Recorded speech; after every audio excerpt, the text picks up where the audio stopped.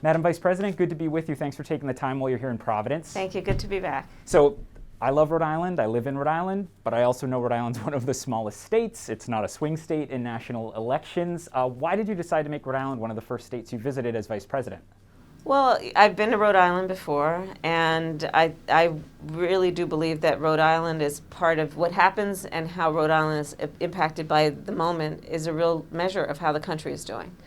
And it was great to be here with my former colleagues, Jack Reed and Sheldon Whitehouse, and of course our great Secretary of Commerce, Gina Raimondo. And so it was a very natural decision to come back to Rhode Island. How's the trip been? It's been great. I love being here. Yeah. I love being here. I mean, we had such a wonderful day of, in particular, meetings with Rhode Island small business owners. And among the things that I really appreciate about Rhode Island, its economy, its local economy, is really driven by small businesses. And that's a big area of focus for me and for the President and for our American Jobs Plan, the American Families Plan. So another reason to be here in Rhode Island is to really highlight the impact of this work on small businesses. A good segue, because I wanted to ask you about the American Jobs Plan.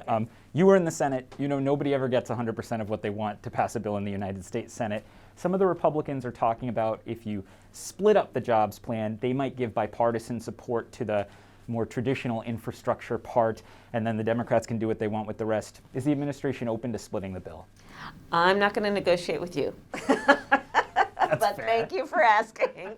But we are absolutely sincere in our desire to work in a bipartisan way. And we, as the President said in the joint session of Congress, we have been having meetings in the Oval Office, he and I, with bipartisan members of Congress, and we sincerely hope that we can find a bipartisan solution, because basically the bottom line is that so much of what we are talking about is not even bipartisan, it's nonpartisan. Supporting our small businesses, supporting the need to build back up America's infrastructure, to grow our economy, to create jobs, to make it easy for working families to actually go to work and have a good day, you know?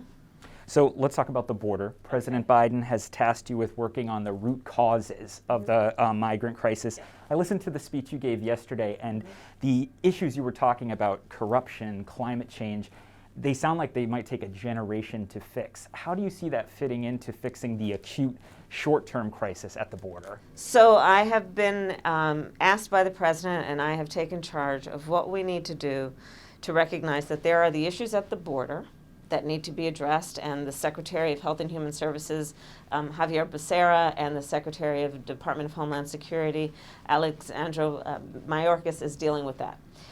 We also need to deal with the long-standing, to your point, acute issues and long-term root causes that have resulted in people migrating, leaving their home, fleeing their home.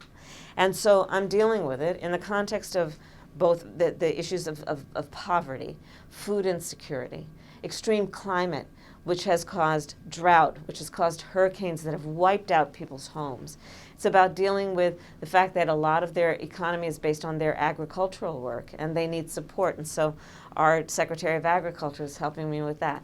Secretary Raimondo, our Secretary of Commerce, is hosting virtual trade missions to the region to see how we can give the people of that region some hope. Do you think there's reason for hope for them? There's some deep problems I think we there. can give them reason for hope, and that's why I'm so focused on making sure that we do it the right way, that we bring all of the players in, which include not only the United States government, foundations, CEOs, nonprofit organizations, community-based organizations. It's going to take a whole group of people to work on, to your point, what are long-standing issues that will not be solved overnight. I'm very clear about that. If this were easy to deal with, it would have been dealt with, and it would have been over decades ago. Last question. I saw Governor McKee pigeonholed you for a little bit, talk to you as he was coming off the runway. What did he emphasize to you as he had your ear for a few minutes?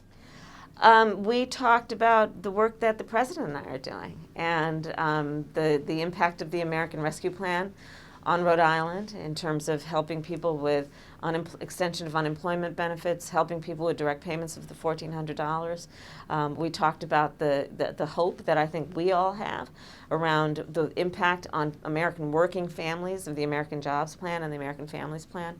So that was the conversation. Vice President Kamala Harris, thanks for talking to 12 News. It's good to be with you. Thank you.